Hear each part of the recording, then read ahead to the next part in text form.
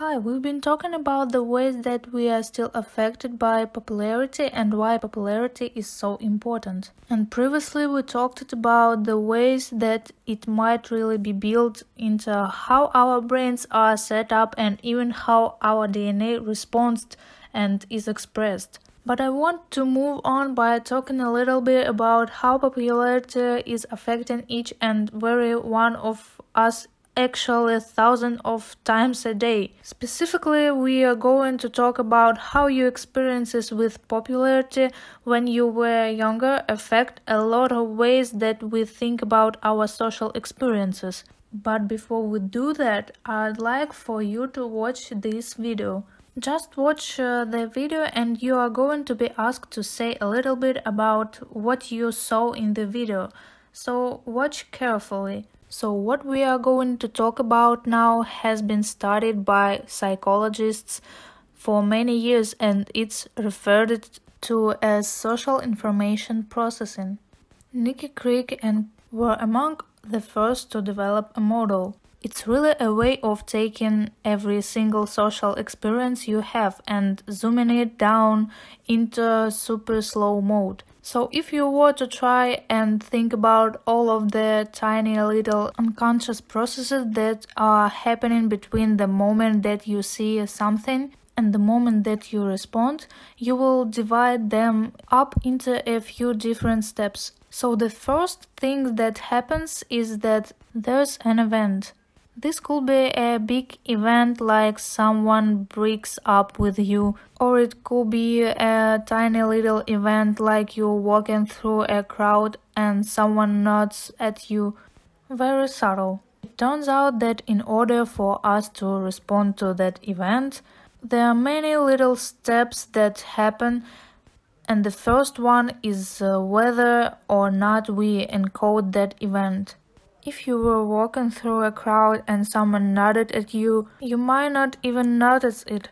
You might be looking at somebody else, you might be looking at your phone, answering emails, or you might be assuming that no one is interested in looking at you. So you don't really even attend to what happens. And that's a really great example of cue encoding. The idea that they tend to even just notice some things more than others and actually don't even see the other things in their visual field at all.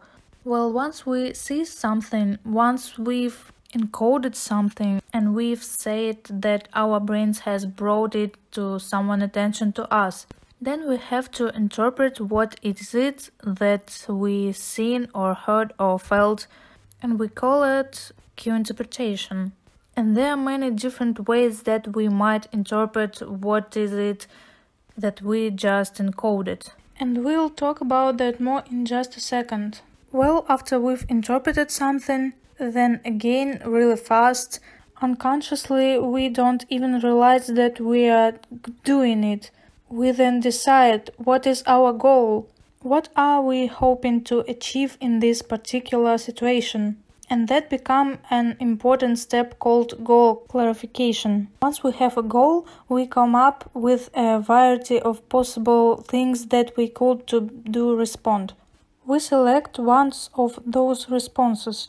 Again, super fast, we're not even aware we're doing it, and then we follow through on that with response enactment. So in other words, we decide to act out what it is that we say, that we through rather that we wanted to do. And once we respond, that often produces a new event. So for instance, if this all started by someone nodding at you and you end up deciding to nod back, that might lead to them waving or saying hi or something like that.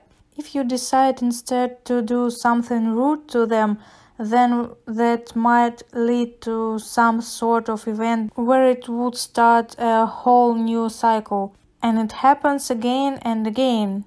Well, all of this happens based on all of our prior experiences. So every single experiences that we've had social inserted in a database. And there's actually a good brain research to say that when we look at how people respond to things, particularly as is turned out, experiences with popularity, as a way to understand how every social experience happens to us every single day to day. And sometimes we think about these steps very explicitly. We'll talk about that in a second. But first let's talk about an example when we might see this play out. And I'm going to show you 3 different pretend people and how they might respond to a similar event. So for instance, imagine that someone walks by, they look at you, they smile and they juggle a little bit. So imagine that in the queue encoding step, the first person might look at that and say, I just saw a person laughing at me.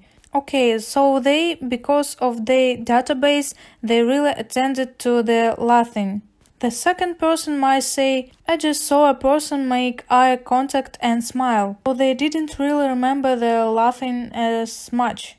Their studies show that if you asked them later, they might not even recall that it happened, or they might not even notice it.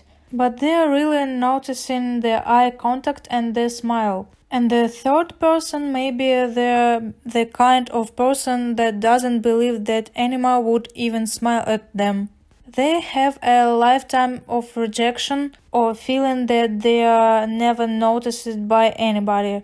They are, studies show, less likely to even notice when people do look at them, so they might not even notice anybody. Well, the next step that would happen then is cue interpretation. So that first person might say, I think that person was making fun of me. But maybe the second person who kind of was really noticed the eye contact and the smile might interpret that by saying, oh, I think maybe the person flirting with me. And of course the third person who didn't even see anybody would probably say, what person? I don't even know what you are talking about, so that's the end of them. The next step would be goal clarification. So if you believe that someone has just teased you, that first person might say, well, in this situation I want to assert my dominance.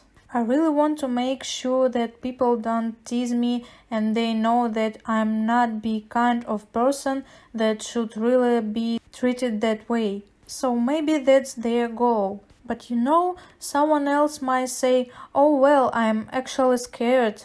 They teased me and I'm a little bit frightened, or I felt really embarrassed or depressed, so I'm going to do withdraw. I really want to get out of this situation.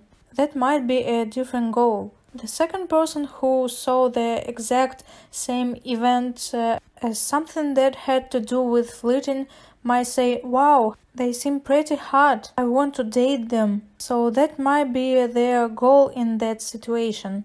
So these goals that lead a variety of possible responses, and automatically in our brains we kind of scan all the things we done in the situation before we think about all of the things that we might be able to do. So when thinking of all possible responses, the first person might say, well, I could walk over and hit that person. I could scream out at them, you know, oh yeah, kind of like, don't do that to me. Or I could throw something at them or something like that. While the second person who thinks, oh, I think I'm being flirted with. My goal here is to try and get a date out of this. They might walk by that person and give them a smile back. They might scream out to them, oh yeah. Or they might go hand them their number or say that they want to text them or something like that. So usually after we scan all of the possible things we can do, we come up with our response. We decide, okay, person number 1 says, I'm going to throw my book at them. Person number 2 might say, well, I've decided I should just smile at them. That's the best way to handle it. Interestingly, just because we decide on what is that we're going to do, that doesn't mean that's actually what we do. A lot of us have really good intention to do a certain with, but when we actually go and it comes out a little bit different than we expected. So the person that decide to throw the book might decide and also scream out and at the same time take that. Whereas the second person might decide to smile back and also say something like, "Hey, how's going?" or something like that. So all these steps are happening really, really quickly. And what interesting is the reason why all these things occur are because of the experiences we've had before, and specifically the experience we had with popularity. What we've learned is that we can predict how people will encode things, how they will interpret things, and so on. What goals they make and what response they consider, select, and then act, all based on how popularity were as younger kids. That created a template, a way of us interacting with the world, and it affects us thousands of times a day. Sometimes we think about this very seriously and very specifically. So for instance, imagine you are gone on the first day. They may become of these steps that you debated about and ruminated about forever. What did they mean by that text? And does that mean they like me or they don't like me? And what should I do? Should I say that back? Should I put a little emoticon, or does that seem I'm trying too hard? All of these are ways that we think very specifically about these steps and even obsess over it sometimes. And that shows us that we really are engaging in these steps. But remember, most of the time it's happening automatically with us even realizing them. So here's an example. Before I ask you to watch a little video. The video have a box, and around the box there were 3 cycles of different colors. It would have been perfectly appropriate to respond to that video that what you say were 3 cycles and a box. We tend to see a story, but what story we see, the way that we interpret that stimulus tell us a lot about ourselves. I had shown this video to many people over the years, and I want to give you a few examples of the ways that people will vary when they are asked to do the exact thing that I just asked you to do. Watch the video and just say that you saw. So for instance, some people will say in a more neutral way that they saw the red circle originally in the lead and the blue circle followed. Then red tags green, who followed and even gained the lead. Blue was very far behind and was left out of entering the square because the door closed before he got there. For instance, another person said red and blue circles went around the big circles once. They stopped. They picked up the green circle. All 3 circles went around the main circle once. Finally, red and green entered and closed the door.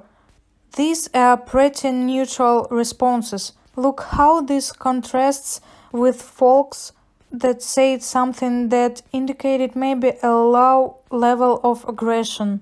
And that was as the transition to adolescence. So the experiences we had as adolescents, which we mostly care about popularity back then, they are the most important pieces of that database, which is why popularity plays a really big role at that point. That database tells us what we even see in the world around us, what we heard, how we interpret that, what goals we make, and what behaviors we think about, we select and we decide to act on. We all have biases. Whether you're very popular or you are very unpopular, we all have a different biases. The question is, what biases do you have, and are those biases things that are helping you in life, or are they hurting you and holding you back? In the next video, I'll talk a little bit about some very common biases that we see, particularly among those who had trouble with popularity, and we'll talk how those biases have affected people in adulthood.